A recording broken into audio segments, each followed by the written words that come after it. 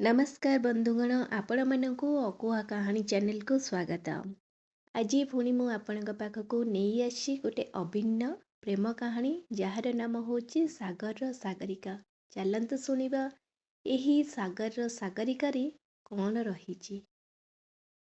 प्रेम तो प्रेम वर्षार tip tip धारारे माटीर बास्नारी छोट छुआर क्रंदनरे मार कोलरे बापार गालीरे प्रथम देखारे प्रथम कथारे प्रथम स्पर्शरे काहार दुई पद कथारे स्वामीर छोट चुंबन भी प्रेम निहित अवस्था समय रूप रंग देखि प्रेम आसे नहीं कि हुए नहीं कि बदली जाए नहीं। प्रेम सर्वदा संज्ञाहीन ताहा सर्वदा शाश्वत चिरंतन केतेबेले काहाकू प्रेम हुए समस्त अज्ञात आउ अज्ञान रूपक अंधकार भी लागे सबु उज्ज्वल। प्रेमर अर्थ बुझेई सागरिका कही चलीथिला तार बंधुको सेई चलंता बस भितरे गोटिए कोणरे ठिया होई सेई बस लोकों भिड़रे एते परिपूर्ण पाद रखिबा पई जागा भी नाही। अचानक ब्रेक मारिबारु पाखरे थिबा गोटे युवक निजर भारसाम्य हरैबा सह अन्य लोकों भारसाम्य भी तांको उपरे पड़िबारु निजको संभाली न पारी हाथ पड़ी जाइथिला सागरिकार कांध उपरे। आउ सागरिका भी निजर राग संभाली न पारी गोटे शक्त चापुड़ा सह गाली देइथिला सेई युवक को।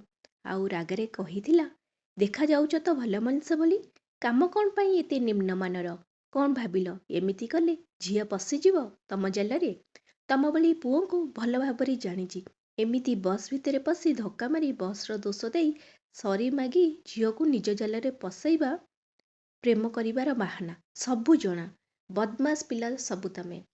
बस कंडक्टर भी सागरिकार काली रूप देखी सेई युवक को बस रो ओल्हेई देले मध्य केही सुनी नथिले युवक कौन कहिबाकू चेष्टारत। राग गरगर हेई पहुँची गले मध्य ऑफिस रे थंडा मुंड नाई तार बंधु बुझेबारु राग थंडा करी मीटिंग रूम को जाई सबु स्टाफ सह अपेक्षा करिथिला नुआ भावे जॉइन करिथिबा मैनेजर को। किंतु तांकर आसीबा भी विलंब देखु देखु गोटिए घंटा अतिक्रम। किछि समयर अंतरार परे धीरे करी मीटिंग रूम भीतर को आसीबा समय रे सागरिका देखिला सेई युवक जीए एबी तार नुआ मैनेजर पाद तलु माटी खसी जीवा भली अनुभूत किंतु न जानिबार अभिनय करिबा सह मनरे भय थिला चाकरी हातरू चली जिबार। आउ सेई युवक भी अजणा मनुष्य भली समस्तक सह कथावार्ता आरंभ करिबा पूर्वरु निज विषय रे किछि कहिले मु सागर तापरे मीटिंग आरंभ सह किछि समय अंतरार भी शेष। उभय उभयଙ୍କୁ देखिले मध्य किछि कहु नथिबा सह मीटिंग शेष परे चलीगले निज निज केबिन को। एबे सागरिका बुझी पारुथिला से करिथिबा काम भूल कि ठीक भाबुथिला सतरे सागर को भूल नथिला सेई समय रे आउ निज अधा ज्ञान द्वारा से जन को समस्तक सम्मुखरे दोषी स्थापित करदेवा सह बाहर करदेले बस रु।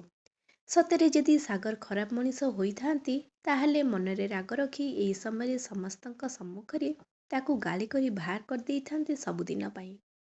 सागरिका निज भूल पाई प्रायश्चित करबाकू जाई मनरे साहस बांधी सागर केबिन ने केही नथिबा समय पहुंची गला आउ निज भूल पाई क्षमा प्रार्थना करबा सह तार व्यवहार पाई से दुखित बोली कुहे।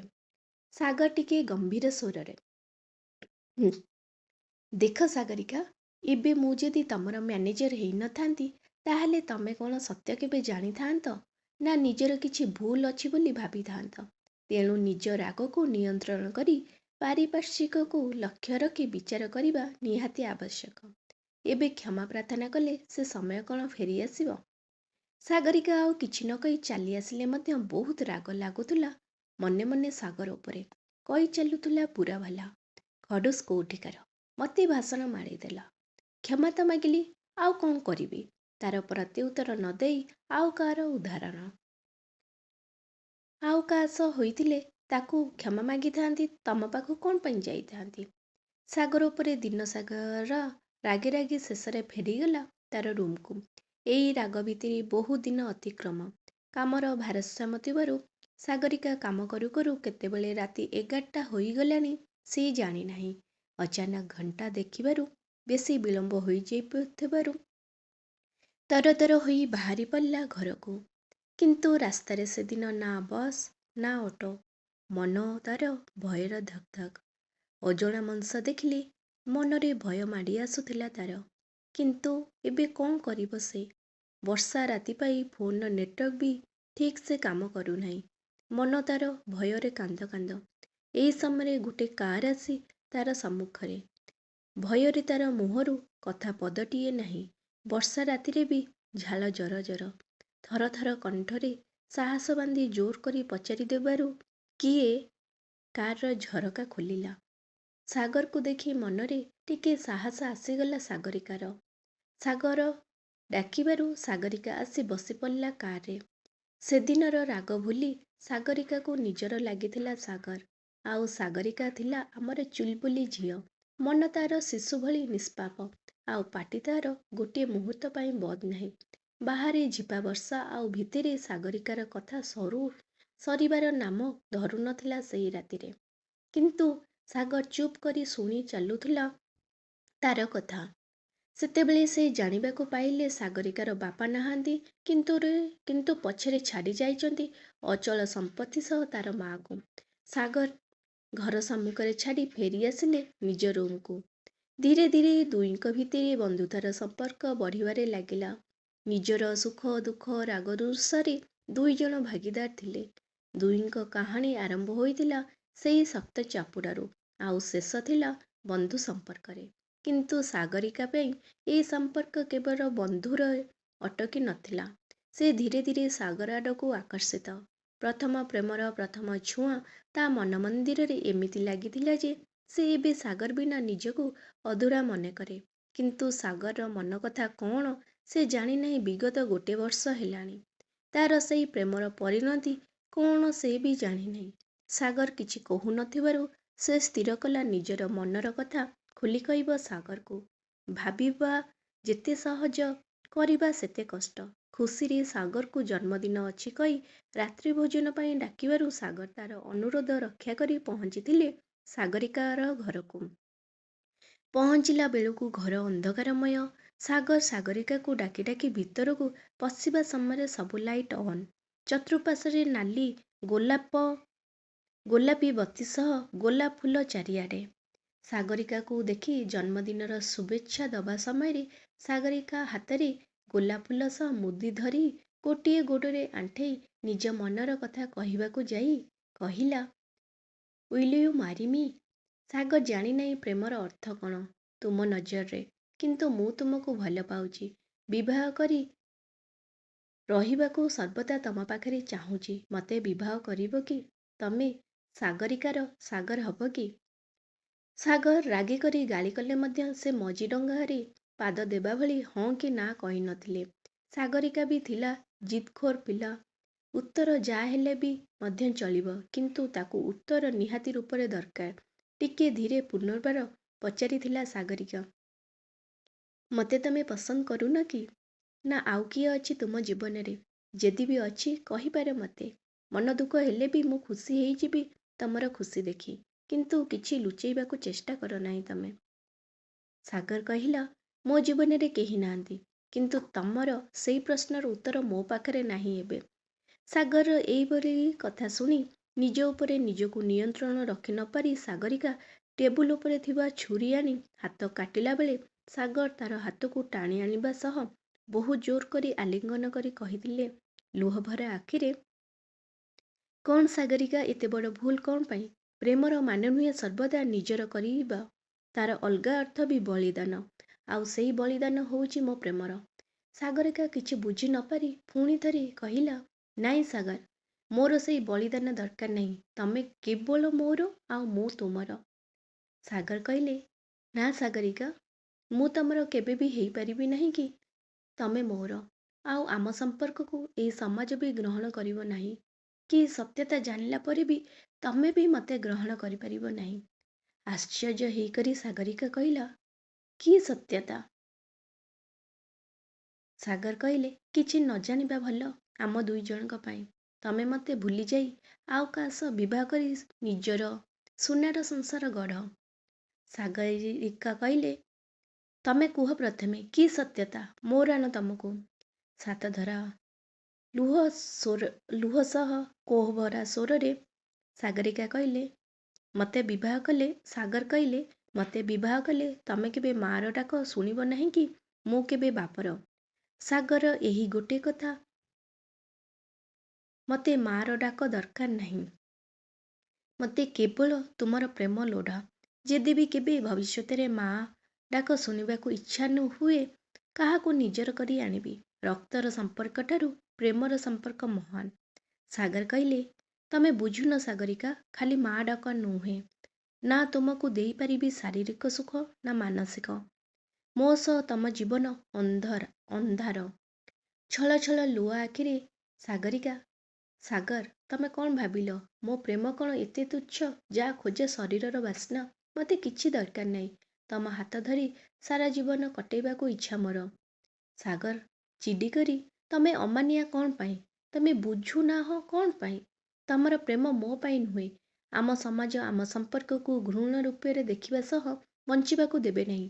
ଆଉ ମୁଁ ତମ ଜୀବନରେ ପ୍ରେମ ରୂପକ ସାଗର ଭଳି ଯେତେ ଜଲ୍ଦି ଆସିଗଲି ସେତେ ଜଲ୍ଦି ବି ଚାଲିଯିବି, କିନ୍ତୁ ଛାଡ଼ିଯିବି ଅନେକ ବେଦନା ଆଉ କଷ୍ଟ, ଆଉ ସେଇ କଷ୍ଟ ତମକୁ ଦେବା ପାଇଁ ମୁଁ ଚାହୁଁନି। ସାଗରିକା କହିଲା, ଦେଖ ସାଗର, ତମେ କ'ଣ କହୁଛ କିଛି ବୁଝିପାରୁନାହିଁ। କ'ଣ କହୁଛ ଏସବୁ? କ'ଣ ପାଇଁ ସମାଜ ଗ୍ରହଣ କରିବ ନାହିଁ ଆମ ସମ୍ପର୍କକୁ? କ'ଣ ପାଇଁ? ସାଗର କହିଲା, କ'ଣ ପାଇଁ ଜାଣିବାକୁ ଚାହୁଁଛ ତମେ? ଶୁଣ, ନା ମୋ ପୁଅ ନା ମୋ ଝିଅ, ମୁଁ ଜଣେ କିନ୍ନର। ମୁଁ ଗୋଟେ କିନ୍ନର। ସମାଜ ଦୃଷ୍ଟିରେ ଆମର ନା ମନ ଅଛି, ନା ହୃଦୟ, ନା ପ୍ରେମ କରିବା ପାଇଁ, ନା ବିବାହ କରିବା ପାଇଁ ସ୍ୱୀକୃତି କିଛି ନାହିଁ ଆମ ପାଇଁ। ଏବେ କୁହ ସାଗରିକା, ମୋତେ ବିବାହ କରିବ? ସାଗରିକା ପୁରା ଆଶ୍ଚର୍ଯ୍ୟ। ପାଦ ତଳୁ ମାଟି ଖସି ଯେ ସେମିତି ଖସିଯାଇଛି ସେଇଠି। ଏବେ ତମେ କୁହ, ମୋତେ ନିଜର କରିପାରିବ? ବୁଝିପାରିଲ କ'ଣ ପାଇଁ କହୁଥିଲି ନା ଦେଇପାରିବି ଶାରୀରିକ ସୁଖ ନା ମା ହେବାର ଖୁସି। ମୁଁ ଗୋଟେ କିନ୍ନର। ସମାଜ ବୁଝେ ନାହିଁ ଏଇ କିନ୍ନରମାନଙ୍କର ମନ ଆଉ ତାଙ୍କ ହୃଦୟକୁ। ସୁଖ ଦୁଃଖ, ହୃଦୟ, ରାଗ, ଅଭିମାନ, ପ୍ରେମ ବି ଅଛି ତାଙ୍କ ମନରେ। ପ୍ରଥମ ଥର ପାଇଁ ପ୍ରେମର ଏତେ ସୁନ୍ଦର ପରିଭାଷା ତମ ମୁହଁରୁ ଶୁଣି ପ୍ରଥମ ଦେଖାରେ ହୃଦୟ ଦେଇଥିଲି ମଧ୍ୟ କହିବାକୁ ସାହସ ନଥିଲା ମୋ ପାଖରେ। କାରଣ ମୁଁ ହେଉଛି କିନ୍ନର। ମୋ ସହ ତମ ଜୀବନ ଅନ୍ଧାର। ମୋର କିନ୍ନର ପାଇଁ ନିଜ ବାପା ମା ପର କରି ଅନାଥ ଆଶ୍ରମରେ ଏକୁଟିଆ କରି ଛାଡ଼ି ଯାଇଥିଲେ। ଆଉ ସେଇଠି ତମ ପ୍ରେମ କ'ଣ? ଆଜି କିଛି ସମୟ ପାଇଁ ମନ ପରିବର୍ତ୍ତନ କରି ତମେ ମୋ ସହ ରହିବାକୁ ହଁ କହିପାର, କିନ୍ତୁ କିଛି ବର୍ଷ ପରେ ତମେ ନିଜକୁ ଘୃଣା କରିବ ଗୋଟେ କିନ୍ନରକୁ ପ୍ରେମ କରୁଥିବାରୁ। ଏଇ କଷ୍ଟଟାରୁ ସେଇ କଷ୍ଟ ବେଶୀ କଷ୍ଟଦାୟକ ମୋ ପାଇଁ।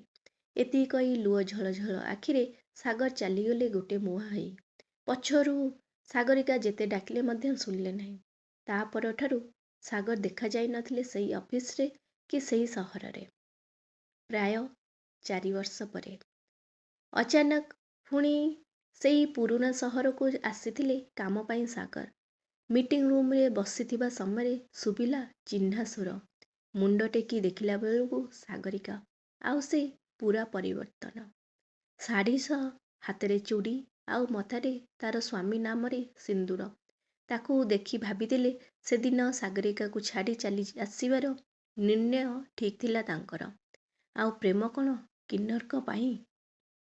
ଏଇ ଭାବନା ଭିତରେ ଥିଲେ ମଧ୍ୟ ଉଭୟଙ୍କୁ ଜାଣିଲେ ମଧ୍ୟ କିଛି ନ କହି ଚୁପ୍। ମିଟିଂ ଶେଷ ହେଲା ପରେ ସାଗର ଆସି ସାଗରିକା ସହ ହାତ ମିଶାଇ ତାର ବିବାହର ଶୁଭେଚ୍ଛା ଦେଇଥିଲେ। ଆଉ ପ୍ରତିବଦଳରେ ସାଗରିକା ଅନୁରୋଧ କରିଥିଲେ ତାର ଘରେ ରାତ୍ରି ଭୋଜନ ନିମନ୍ତେ। ଦେଇଥିବା ଠିକଣାରେ ପହଞ୍ଚି ସାଗର ଦେଖିଲା ବେଳକୁ ତାଙ୍କ ସମ୍ମୁଖରେ ଗୋଟେ ଛୋଟ ଝିଅଟିଏ। ଜାଣିପାରିଥିଲେ ସାଗରିକା ବିବାହ କରିବା ସହ ତାଙ୍କର ଗୋଟେ ଛୋଟ ଝିଅ, କିନ୍ତୁ ଦେଖିବାକୁ ପାଉନଥିଲେ ତାଙ୍କ ସ୍ୱାମୀକୁ। ରାତ୍ରି ଭୋଜନ ଶେଷ କରିବା ସହ କୁନି ଝିଅ ସହ ଖେଳିସାରି ବିଦାୟ ଦେବା ସମୟରେ ସାଗର କହିଥିଲେ, ତମ ସ୍ୱାମୀ ଥିଲେ ଭଲ ହେଇଥାନ୍ତା। ତାଙ୍କୁ ବି ମିଶିକରି ଯାଇଥିଲେ ସନ୍ତୁଷ୍ଟି ହେଇଥାନ୍ତା ମୋର। ସାଗରିକା ଖୁସିର ସହ କହିଥିଲେ, ଆସ, ମୋ ସ୍ୱାମୀ ବେଡରୁମ୍ରେ ଅଛନ୍ତି। ସାଗର ଚକିତ ହୋଇ ଯାଇଥିଲେ